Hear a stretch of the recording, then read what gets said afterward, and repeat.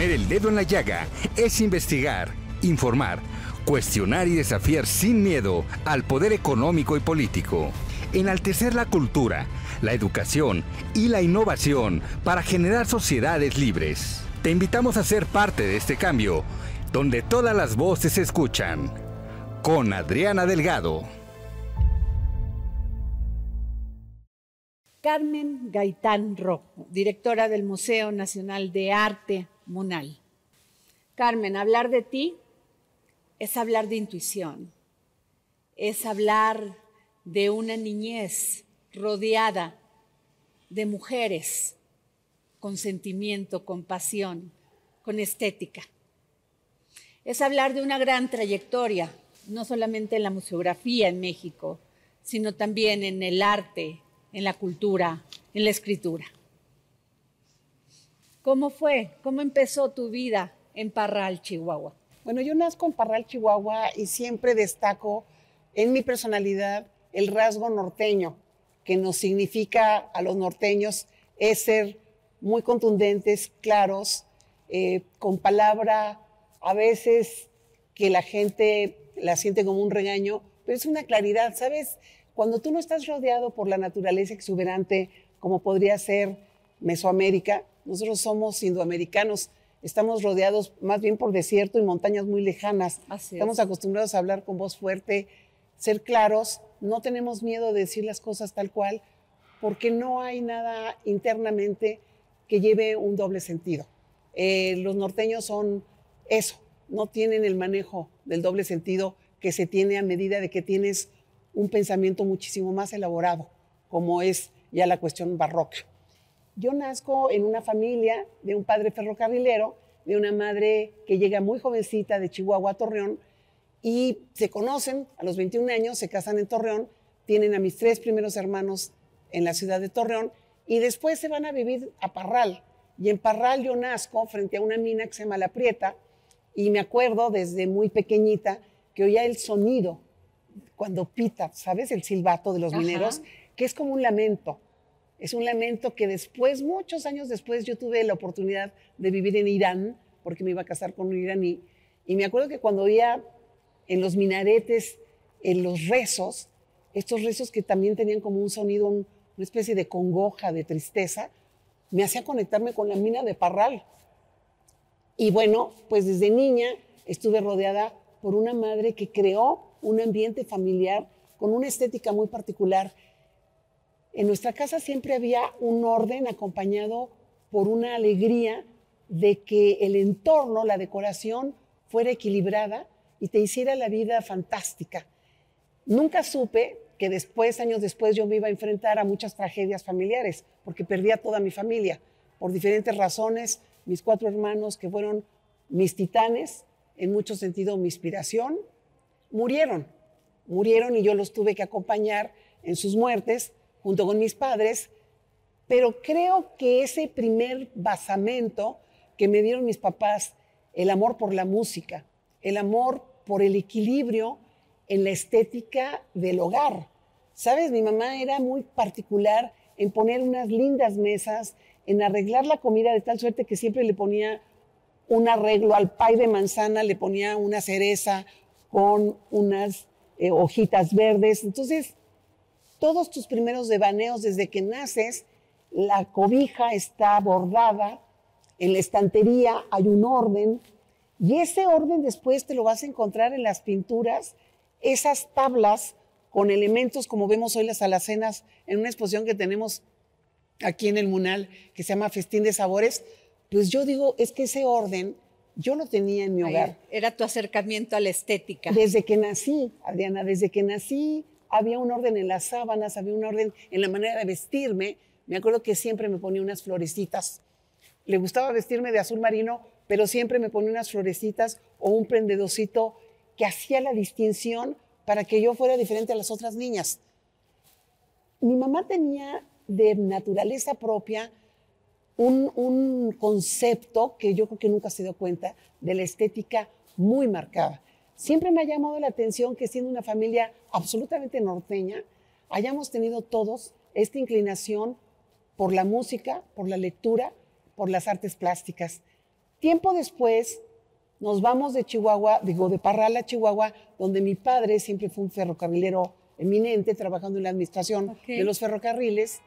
Nos vamos a Chihuahua y hay algo que siempre puntualizo también, el viajar en tren, el asomarte por la ventana, el ver las formas de las montañas y sobre todo las formas de las nubes que conformaban unas especies de personajes fantasmagóricos.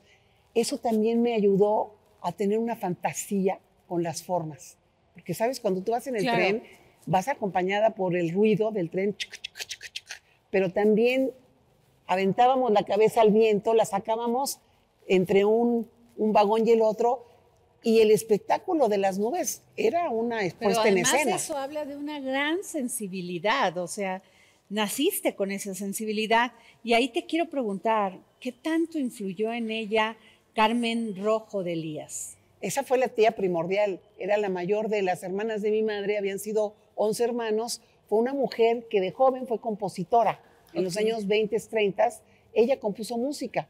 Se quedan huérfanos de padre y madre, deja la música para atender el hogar a los 9 hermanos que estaban abajo de ella y deja, fíjate, de componer. Hace muy poco acabamos de encontrar estas partituras y ya fueron tocadas por una orquesta en San Diego, porque tengo familia allá. Esta tía, después de que deja la composición y que se dedica a atender a sus hermanos, es una gran pianista y entonces se dedica a ser maestra de piano. De tal suerte que siempre nos llevó de la mano a escuchar conciertos, a saber quién era Schumann, quién era Schubert, quién era Mozart, quién era Beethoven. Y después, muchos años después, se casa con un hombre muy rico en Chihuahua y se encarga, esa pasión la traslada a ser la gran promotora cultural en Chihuahua. Yo hice muchos viajes en ese coche manejado por la tía, muy pequeñita, yo sentada en medio con mi mamá, y deben de haber platicado de los conciertos y de la ópera y de los artistas. Y yo creo que ahí empieza estos puntales, estas dos mujeres deben de haber sido como mis vestales intelectuales en esa pequeñita de 3 años que se estaba formando, porque yo las debo de haber oído hablar con tal pasión por el concierto, por el público, por el teatro, cómo lo iban a hacer para vender los boletos, cómo lo iban a hacer para la promoción, para hacer la asociación de amigos de música en Chihuahua. Esa fue la génesis en mi vida con esta tía y con esta madre de lo que sería mi vida futura, que es y ha sido siempre la pasión por comunicar esa felicidad de la que a mí me hicieron partícipe, poderla transmitir a los demás. Y eso es lo que hace un gestor y un promotor cultural. Ahora, dos mujeres muy adelantadas a su tiempo. En ese momento y en ese tiempo, las mujeres, aunque fueran grandes artistas, se les imposibilitaba participar. Creces y te das cuenta del gran talento de tu tía, del gran talento de tu madre. ¿Qué te dicen las mujeres en el arte? Bueno, también te quiero decir que mi mamá también tocaba el piano de oído. Y esa es una manera de empujarte hacia una inclinación, porque yo vi la sonrisa en ella cuando escuchaba la música. Cuando mis hermanos regresaban de algún viaje, tuve un hermano mayor muy brillante que vivió muchos años en Francia, y ella no entendía el francés, pero oía a Jacques Brel o a Brassens o a Barbara, y sin saber lo que decía, le decía a mi hermano, tócame, ponme, por favor, vuélveme a poner Ne me quitte pas, que era Ne me quitte pas de Jacques Brel, ¿no? Entonces, esa fascinación que ella tenía por la música, y además toda la vida tuvieron también el cuidado de llevarnos al cine, muchísimo al teatro, siempre los vi leyendo periódicos, desde muy niña. Va gestándose en ti una personalidad porque tú también quieres de alguna manera imitar lo que hacen los mayores. Entonces, si yo los hubiera visto tal vez viendo partidos de fútbol o en el box o haciendo juegos de mesa, tal vez eso me hubiera influido. Pero en mi casa había una inclinación muy acentuada por lo visual y por la música. Y cuando yo empiezo ya a entender que quiero estudiar, pues mis primeros pininos fueron en estudios latinoamericanos y en historia. No alcanzaba todavía a descifrar que mi pasión sería o la literatura o las artes plásticas. Fue hasta más tarde, me mandan después a vivir a París 4 años, voy muy jovencita, de los 19 a los 23, y ahí es donde se me descubre y se me descorre la cortina de la estética en todos los sentidos, en la vestimenta, en los físicos de las personas, en la manera de vestir, en la cantidad de catedrales, museos, arte gótico, escultura. También pues el tema de pasearte por la ciudad y descubrir un callejón con un remate y una iglesia con una cúpula imposible y un artista como Rodin. Cuando tú te estás formando a los 19 años todavía, pues, y empiezas a brevar todo eso, te das cuenta, en mi caso, de que nunca más iba a poder vivir si no estaba al lado de esas manifestaciones, porque de veras yo entraba y me quitaba el aire. Y me daba cuenta que podían pasar horas enteras y ni siquiera me daba cuenta de que había estado fascinada viendo frescos o recorriendo las catedrales por Francia y tomando el tren para bajarme y ver la cúpula más alta y ir a los viajes, pues. Entonces, de alguna manera, ese arte que se gestó de niña, esa puesta en valor de mis padres de haber hecho que la estética familiar y hogareña fuera el primer paso para después haberme dado la gran oportunidad de vivir en Europa, pues fue el caldo de cultivo para llegar a ser quien soy hoy. Carmen, tienes 18 años. Tuviste la oportunidad de estar en París, de vivir el arte de México. También viviste en ese momento muchos movimientos culturales, muchos movimientos sociales. Estaban despertando los jóvenes, estaban despertando las mujeres a tener un espacio en la cultura. ¿Qué fue para ti estos movimientos? Fíjate, esa pregunta es muy formativa, porque es el despertar, por ejemplo, de las mujeres a la apropiación de su cuerpo, a tener la posibilidad por primera vez de decidir, porque ya existía la pastilla anticonceptiva. Exacto. Es el gran salto y la gran responsabilidad de no caer en un libertinaje, sino en la apropiación de tu ser para valorarlo, pero también para descubrirlo, para poder saber que eres la dueña de tu destino y que tú puedes conformar el futuro de una vida siendo, ahora sí, no la religión, no los padres, no el miedo, sino tú la propia capitana de tu barco. Claro. Y para mí ese descubrimiento en París fue fundamental y me dio un gran arraigo en mí misma y una gran sensación de que éramos muy poderosas las mujeres y de que teníamos un estandarte que portar, porque ya no íbamos a estar sujetas al miedo y a la condena. El no sentirme condenada por una religión o por el qué dirán o por la moral, a mí me dio una enorme libertad interna para escoger lecturas, para escoger películas, para también saber el bien y el mal, porque es muy fácil en esa edad, con tanta libertad, también irte por el camino fácil, haber caído en drogas, haber caído en alcohol o haber caído en la promiscuidad. Había también un arraigo fundamental, un basamento interno bien heredado de mis padres, un ejemplo también de moral.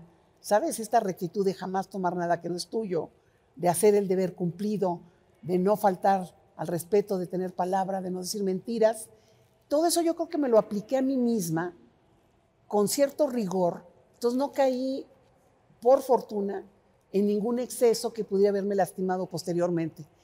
Sin embargo, ese rumbo de poder transitar libremente hasta muy noche, de salir con amigos sin que sucediera absolutamente nada, de poderme pasear a las 12 de la noche por las calles de París sin sentirme ni violentada, ni perseguida, o tomar el metro a las 11:30 porque a las 12 cerraba, pero sentirme segura, me dio una especie de valentía para sentirme como un poco invulnerable, ¿eh? Sentía que que tenía el mundo en mis manos y que yo podía hacer lo que yo quisiera.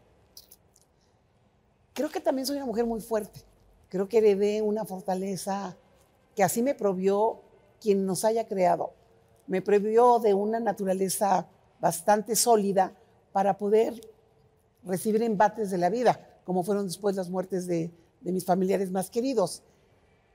Pero sí te puedo decir que esa incursión en un feminismo antes de saberlo, en esa apropiación de mi ser y en esa especie de orgullo de saber que con mi propio ejemplo hacia mí misma, yo podía sentirme feliz y tranquila, de saberme yo misma de mí misma, mi propia dueña, que nunca nadie me iba a decir qué hacer, sino yo misma. Ese fue como mi primera incursión en el feminismo sin saber que ya estaba yo teniendo una actuación y un pararme en el mundo de manera feminista. Es el derecho a decidir a tu cuerpo, a quién sí, a quién no y por qué. Ahora, en ese momento descubres a las mujeres que siempre habían participado en la cultura, en el arte, pero en ese momento era como el paso de decir, nos dieron permiso. A veces con un grito de terror, de miedo. Leonora Carrington, Remedios Varo, descubres también las pinturas a todos aquellos hombres apoyando este movimiento. Claro, pero además date cuenta que también a mí me toca Simone de Beauvoir, con El segundo sexo, me toca Juliette Gréco, me toca, ya no me toca Edith Piaf porque es muchísimo antes, pero muchas de las mujeres con las que te empiezas a topar en Europa, Agnès Varda, que hacía cine, no sé, las películas de Fellini, Rocco y sus hermanos con Annie Girardot, eran mujeres que ya tenían un ser propio, una voz propia, que se manifestaban, y tú llegas a México y te das cuenta de que aquí hay mujeres, no nada más como Leonora y como Remedios, que son mujeres vanguardistas europeas. Está María Izquierdo. Está Lola Cueto. Está Celia Calderón. Está Rosaura Revueltas. O sea, hay muchas mujeres que desgraciadamente por el movimiento en el que imperaba el hombre, que era el movimiento muralista, a muchas de ellas se les hace a un lado. Hoy se están reivindicando muchas de ellas y en este Museo Nacional de Arte las tenemos expuestas. Está Celia Calderón, está evidentemente María Izquierdo. Fíjate, María Izquierdo, que es una mujer con unas posibilidades pictóricas magníficas, de gran estatura, no se le permite que termine ni que siquiera que inicie un mural. La boicotean los tres grandes. Bueno, no Orozco, pero sí Diego y Siqueiros le hacen la vida imposible. Entonces, tú también con el tiempo vas descubriendo que esas mujeres nos abrieron el camino porque se manifestaron públicamente, porque se hicieron entrevistar en los periódicos, porque alzaron la voz, muchas veces en detrimento de su salud. María Izquierdo terminó muy lastimada, con una embolia, yo creo con muchos corajes y muchas tristezas. Pero también hubo mujeres como Leonora Carrington que tuvieron una vida, oye, se salva de la locura. La mandan los padres riquísimos ingleses a un manicomio y la mujer se salvaguarda por su inteligencia y por su noción también de que es una mujer que tiene algo que decir y ella escapa y se mete con Perec y se mete aquí y allá y llega con este mexicano sensacional que era un gran escritor, se casa con él y desarrolla una vida única.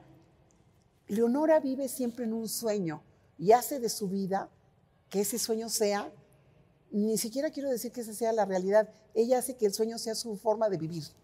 Y ese sueño es el que nos comparte a todos a través de estos seres fantásticos que ella crea. Y el mundo de Leonora, cuando escucho a las gentes que vivieron cerca de ella, siempre permaneció en un mundo absolutamente suyo, fuera de lo común y en el imaginario, ¿sabes? Pero en un imaginario en donde ella imperaba, ella ponía las reglas del juego. Yo creo que lo interesante de estas mujeres, para nosotras que veníamos atrás, es eso, el imperio femenino, el imperio creado por mujeres que se atrevieron a decir, no, basta. Son las primeras del Me Too. Ellas en muchos sentidos son las que van abriendo las puertas, como después nos van a abrir las puertas mujeres como Rosario Castellanos, como Elena Poniatowska, como Elena Garro, y mucho después mujeres valientísimas como ha sido Marta Lamas, que es nuestro paradigma en los derechos de las mujeres en este país. nosotros hemos sido muy afortunadas. Cuando yo comparo y desconozco de cerca las trayectorias de los países latinoamericanos, pero yo digo, es que aquí hemos tenido pioneras de primer nivel, Rosario Ibarra de Piedra, por Dios. Totalmente. O sea, en este país nosotras, si tenemos la capacidad de leer periódicos, de leer ensayos, de leer revistas, de adentrarnos en la trayectoria de estas mujeres que tenemos desde las soldaderas, como un primer ejemplo, de estas mujeres que no se arredraron ni por el poder, ni por la lucha y la batalla y la muerte, que se impusieron un deber, y no nada más porque siguieran a sus hombres, porque también creían en la causa de la libertad. Entonces, todo eso a nosotros nos permea porque lo hemos visto en los murales, porque lo vimos en las obras de tantísimos pintores extraordinarios, Corsas, Nieto, Felgueres, o sea, todos estos hombres y estas mujeres, Cordelio Urueta, hay Lilia Carrillo. Lilia Carrillo, que fue mujer de Felgueres, fue una de las más grandes pintoras que ha tenido este país. Entonces, todas estas mujeres nos abrieron la puerta. ¿Por qué no se les ha dado su lugar, Carmen? ¿Por qué?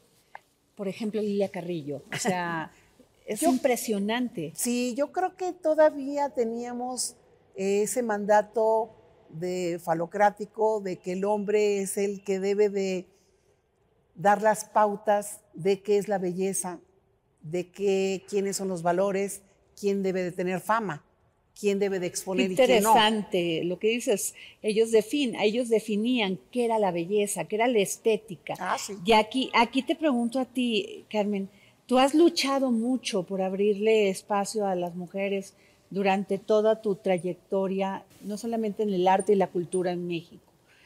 Has venido desde abajo, has ocupado posiciones con un gran aprendizaje de lo que somos los mexicanos, lo que es el arte en México.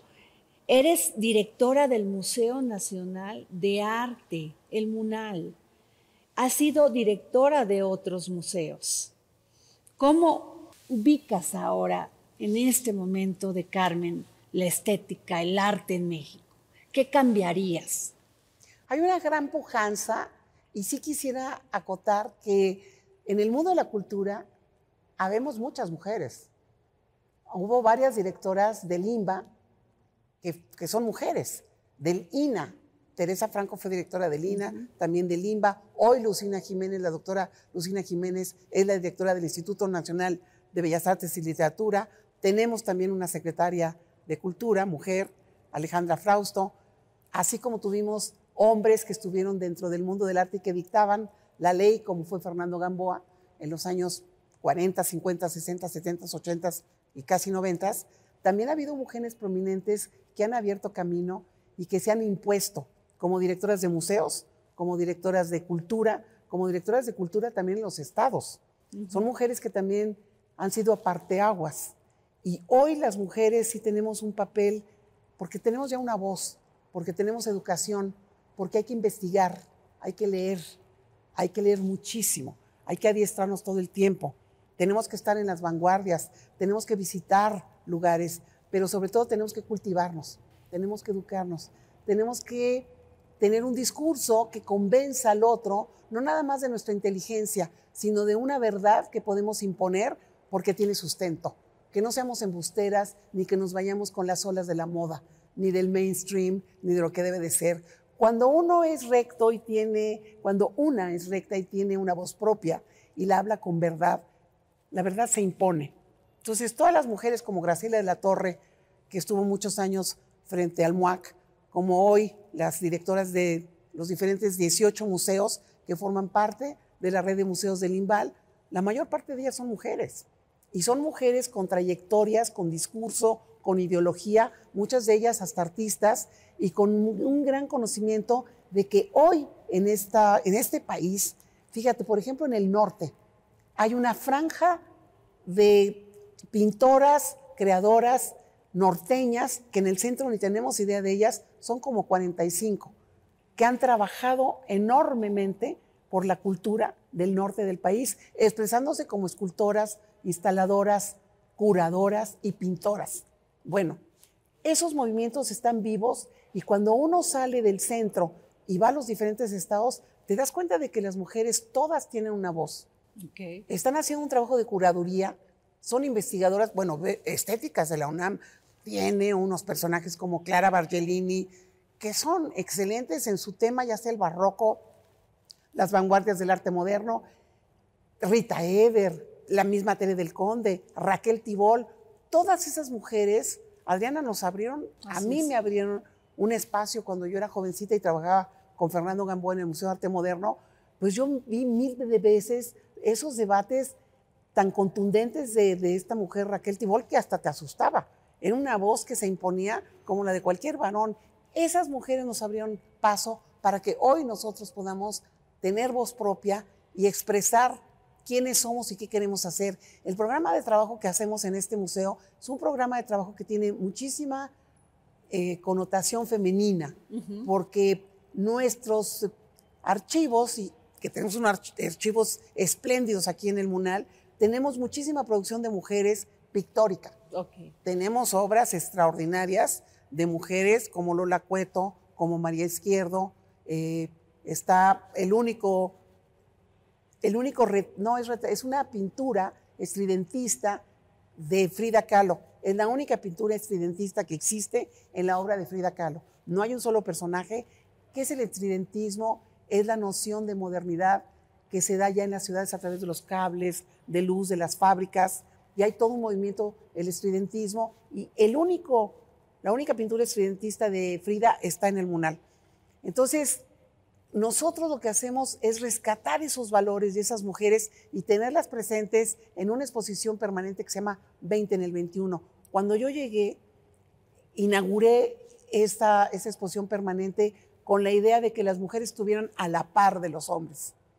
Que así como estaban los retratos de María Zúnsolo, así como está pintada Dolores del Río, también estuvieran presentes las voces de estas mujeres, como te digo, como es Lola Cueto, Celia Calderón, la misma Frida o María Izquierdo, que es magnífica. Entonces, nosotras hoy nos encontramos con nuestras pares exponiendo, acaba de suceder Maco, y hay muchísimas mujeres presentes ya a la par, que están teniendo una voz propia, que se tatúan, que hablan, que tienen tribuna y que tienen propuesta. No es nada más gritar, es tener una propuesta que tenga un sustento, que tenga algo que comunicar en serio, con compromiso, que deje una huella en la historia.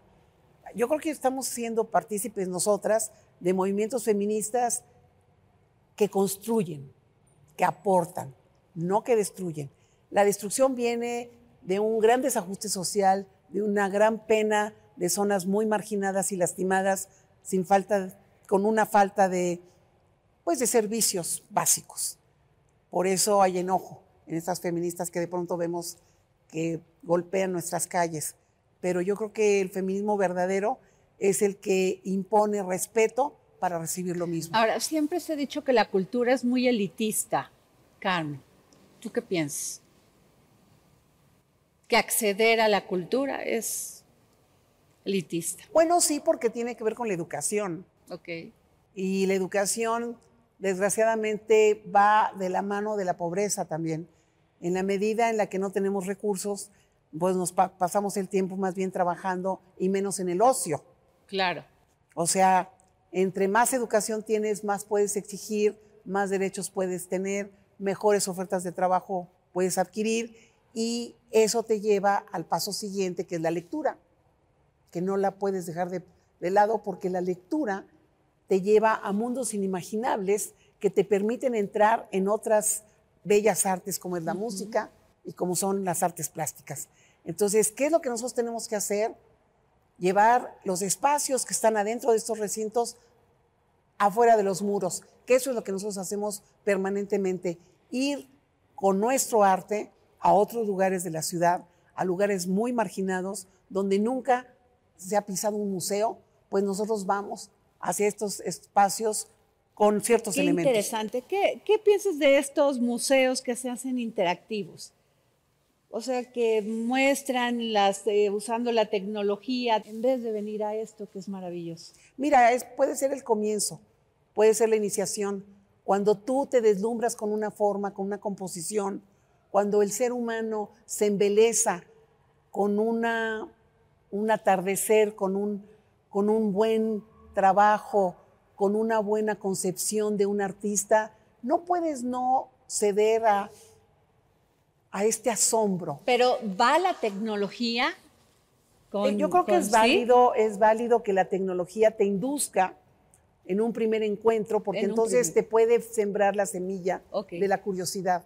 Y si tú ves un Monet, o si tú ves un Degas, o si tú ves un Modigliani en estos lugares expansivos, tal vez te lleve de la mano para que descubras un museo con una exposición interna como son estas. Yo creo que este país es un país muy rico porque tiene también las zonas arqueológicas. Tenemos un pasado prehispánico. Yo fui 9 años directora de comunicación en el INAH y lo que este país tiene como oferta cultural es inigualable.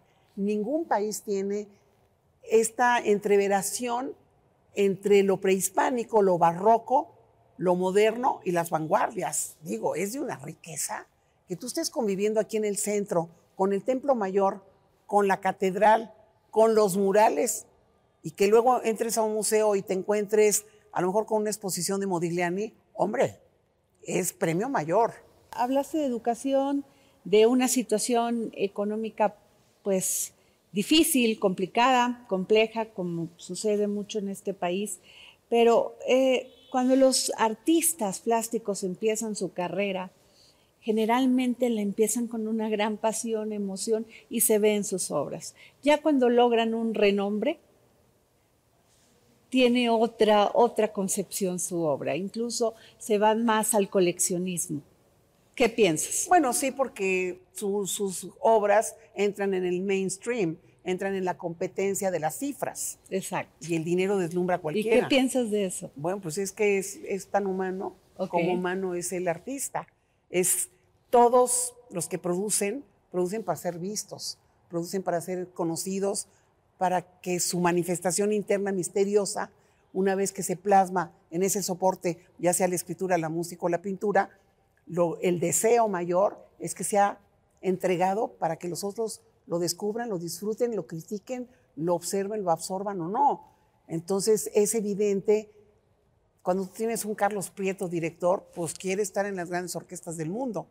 Cuando tienes a este bailarín excelso que tenemos, Hernández, pues también quiere estar. Bueno, ¿qué me dices del tenor Camarena? Claro. Digo, es un chico que viene de Veracruz, que jamás en su vida se imaginó que iba a tener de pie un encore de no sé cuántos minutos porque rabiaba la gente con su canto, ¿no? Entonces, yo sí creo que el ser humano necesita ser reconocido. Todos venimos a este mundo para que nos quieran. Exacto. Todos queremos que nos quieran. Haces la mejor plana cuando eres niña para que la maestra te ponga una estrellita y te diga que lo hiciste bien. Cuando tienes un enamorado, pues das lo mejor para que te acepte y te quiere y te revalore y te diga que sí eres tú la elegida. Entonces, imagínate cuando eres artista, todo aquel cúmulo, toda aquella pasión, toda aquella energía, todo aquel misterio que se convierte en una forma, pues quieres compartirla con los otros. Entonces, claro que de repente caes en el mainstream y puedes caer en el extremo. Y el ego. Si no sabes manejar bien el ego, te puedes creer en la cúspide de la cima y quedarte ahí parado, cuando la vida se va así, en un segundo. Entonces, hay que estar con los pies en la tierra y tratar de eso que tú tienes, prodigarlo. ¿Sabes quién es un paradigma en ese sentido? Toledo. Toledo fue el gran filántropo de este país, el hombre que entendió que su arte tenía que bajar a todos. Toledo, ojalá que hubiera 1000 Toledos, ¿no? Porque Toledo sí entendió que el arte era para todos. Y él lo ejerció, lo entendió, lo provocó y lo hizo. Ve nada más lo que hizo en Oaxaca, ¿no? Así es, y provocó que todos los que quisieran ser artistas plásticos tuvieran el mismo éxito que él. Absolutamente, ¿no? Y hay algunos maestros muy generosos que comparten su fama, como ha sido Plácido Domingo, como muchos que comparten su fama para que otros también ingresen en las filas del arte o de la promoción o de la cultura o de la creación. A veces no son los más, ¿no? Te encierras en tu propio mundo, en tu propio castillo, produces, el dinero también es una tentación fuerte que te puede alejar muchas veces de la realidad. A mí lo que me gusta es que yo nunca me he despegado del país en el que vivo. Entonces siempre trato de que lo que hacemos en los museos que he dirigido, el Mural, San Carlos, ahora el Munal, salgamos a la calle, vayamos a zonas marginales donde llevemos nuestro producto a través de técnicas didácticas, como son las maletas Munal, donde vas y enseñas a los niños en plazas públicas el arte. Puede ser un instante, pero ese momento de entregar un producto que abra una compuerta interna, a lo mejor ahí tenemos un futuro músico, un futuro pintor, un futuro escritor. Tú cuando lees las historias de Juan Rulfo, de Borges, de García Márquez, no venían de hogares con gran de alcurnia, digo, son raros los que vienen de una posición que les permite, ¿no?, llegar a tener un lugar en el mundo de ya del reconocimiento universal. Entonces, ¿por qué no pensar que esa simiente que uno puede hacer desde un puesto como es de ser directora del Munal, con los programas que tenemos didácticos, podamos abrirle la compuerta a alguien? El 23 de julio de 1982 es el 40 aniversario del Munal.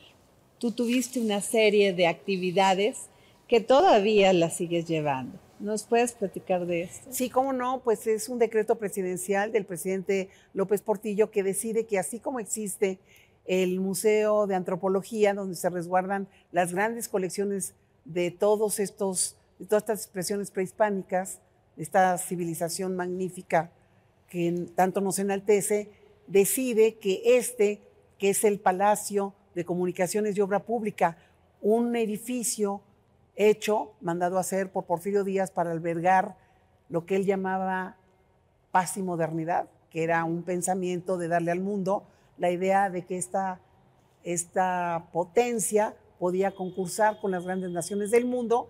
Deciden que entonces este palacio deje de ser las oficinas de comunicaciones y transporte y se convierta en el gran reservorio de las colecciones de arte de este país.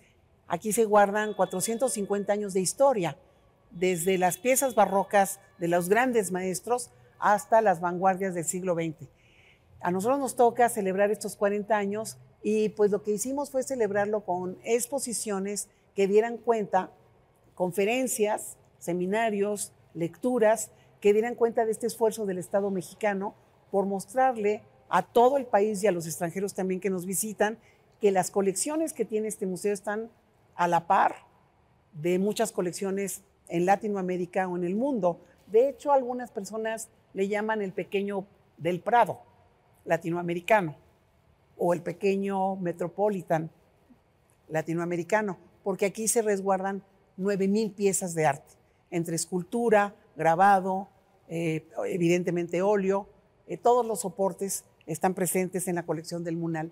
Y lo que nosotros hicimos en las redes sociales, que son muy importantes hoy, en todo el mundo virtual, como fueron todas las conferencias y todos los seminarios, se promovió mucho el reconocimiento a cada uno de los directores, desde los primeros, desde Manrique, desde Miriam Kaiser, aquellos primeros que con las manos erigieron el discurso museográfico, museológico, para decirle al pueblo de México que esta era la gran casa del arte y que aquí se resguardan las colecciones que son de todos los mexicanos, que nosotros lo único que hacemos, que es no tarea fácil, no es lo único, es el gran privilegio de conservar, de divulgar y de preservar estas obras para el deleite de todos los mexicanos. Lo hacemos a través de exposiciones, lo hacemos a través de recorridos virtuales, lo hacemos a través de una página web. Somos muy afortunados porque tenemos muy buenas conexiones y páginas y redes sociales donde el público nos muestra su aceptación, porque también hay que estar en las vanguardias. Hoy sabemos que ese es el lenguaje que les llega a los jóvenes. Entonces los traemos. Fíjate, tenemos un contacto con un grupo de la Colonia Guerrero que se llaman los Warriors, y ellos llegaron aquí y con rap empezaron a hacer toda la narración de una serie de obras en rap. Entonces, ¿Y eso lo puede ver uno en la página? claro, Ok. y podemos ver los antecedentes y quiénes fueron todos los directores que pasaron por este museo: Agustín Arteaga y Miguel Fernández Félix y Graciela de la Torre y Rosana Velázquez, hasta llegar a Carmen Gaitán, ¿Cómo decides una colección? por la vocación del museo. Ok.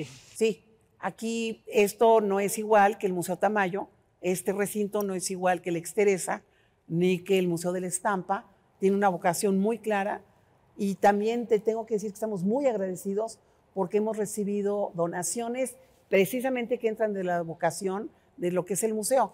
Recibimos la gran colección de arte del poeta Carlos Pellicer, que a través de su sobrino, Carlos Pellicer López, nos entregó casi 2,000 piezas de arte. Wow. Ahí venía Angelina Beloff, Orozco, José María Velasco, Rivera, Nahuiolín, pero así como tuvo él este gesto que fue para gran beneplácito de los mexicanos, de pronto espontáneamente tenemos familias que dicen: mi familia quiere donar esta pieza del siglo XIX al museo. Ahorita tenemos una legación de la esposa de don Ramón Chirau, el gran filósofo, que nos está donando un retrato de Diego Rivera y unas piezas muy hermosas del siglo XIX. El Instituto Nacional de Bellas Artes cuenta con un comité de adquisiciones y un comité de adquisiciones, y se celebran cada año estos comités, que están compuestos por autoridades. Evidentemente, en la cúpula está nuestra directora general, la doctora Lucina Jiménez, y uno presenta ante el comité las ofertas de donación que se está haciendo uno acreedor, y ese comité, de acuerdo a la vocación del museo, al faltante, porque muchas veces tú dices: en el siglo XIX tal vez me falta Fuster, o tal vez no tengo suficientes Gedovius, o ya tengo José María Velasco, pero no tengo suficiente Cleofas Almanza, o me encantaría poder recibir una obra más de Diego Rivera. Tuvimos una donación espectacular de una norteamericana que fue pintada por Diego Rivera en el último periodo de su vida, en Acapulco, en 1956, y esta mujer lo iba a vender, y gracias a unos mexicanos muy loables lograron convencerla de que no la vendiera en 8, 9, 10 millones de dólares, que la donara al MUNAL. Entonces, esa gran pieza, que ahorita está expuesta en la exposición de Emma Hurtado en el Museo de Arte Moderno, es el retrato de Julene Compton, y por supuesto las autoridades del instituto se sintieron muy agradecidas, encantadas, fascinadas de que ese gran retrato, que es de una gran factura, a pesar de que Diego muere 7 meses después, es una obra viva, dinámica, hermosa, es un gran retrato, y lo recibimos en donación. Entonces, hay muchos mexicanos que piensan que sus colecciones deben ser vistas por todos los mexicanos, y entonces las donan a los museos. Y te vuelvo a repetir, somos 18 recintos que conformamos la red de museos del INVAL, así que en esta gama amplia pues caben todos los momentos, todos los estilos y todas las épocas. Carmen, pero además tú fuiste directora del Patrimonio Artístico de la Secretaría de Relaciones Exteriores. Sí. Eres una gran promotora, o sea, eres una gran promotora de arte. Pues es mi pasión. Se te reconoce como una mujer que da la oportunidad, que encuentra ese camino para todos aquellos que quieren seguir la carrera de artes plásticas. ¿Sabes qué? Es un ánimo y una alegría y una pasión por compartir lo que yo tengo en ese momento en las manos con los demás. Por eso tratamos con todo el equipo que conforma y que ha conformado a lo largo de los años, que me han acompañado en las gestiones frente a los museos, es presentar propuestas sólidas, propuestas innovadoras, propuestas serias, que si hay la posibilidad de dejar un catálogo, qué mejor, pero que hagan un alto en el camino y que aporten realmente a través de una investigación seria, que aporten una semilla más dentro del gran semillero que es el arte de este país. A mí me importa muchísimo, a través de las experiencias didácticas que tenemos en este museo para los niños. Este es uno de los museos con mejor equipo de servicios educativos que hay en el país. Y me importa muchísimo que los espacios lúdicos atrapen esas criaturas, que vengan, que se fascinen, que descubran, y que este sea como el oasis en el que se sientan resguardados, pero también atendidos, y que salgan en la maleta del corazón y del recuerdo con un algo que no se les olvide nunca. Yo creo que es un gran deber regresarle al país lo que el país me ha dado.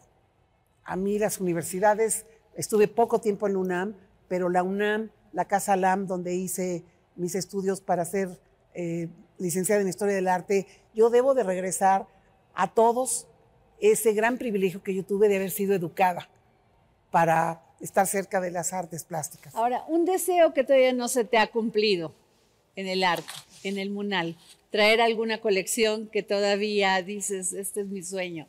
¿Cuál sería? Bueno, uno siempre tiene sueños. Balthus, me encantaría que Balthus llegara en algún momento dado. Siempre hay una exposición internacional que uno tiene en mente, siempre hay que buscar recursos. Debo dar las gracias también al patronato del museo, porque es un patronato que también apoya a todos los patrocinadores, porque yo he tenido muchos patrocinios.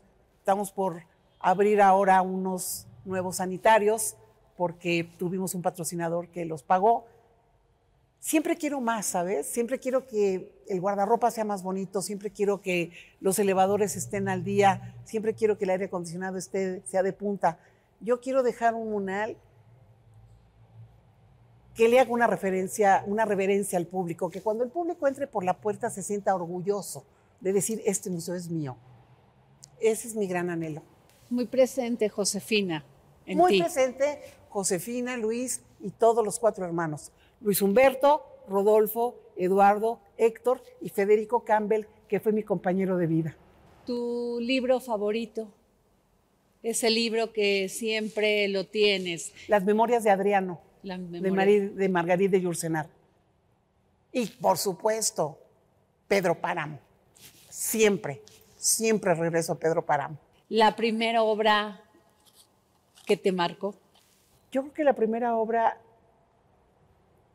fue Ghirlandaio.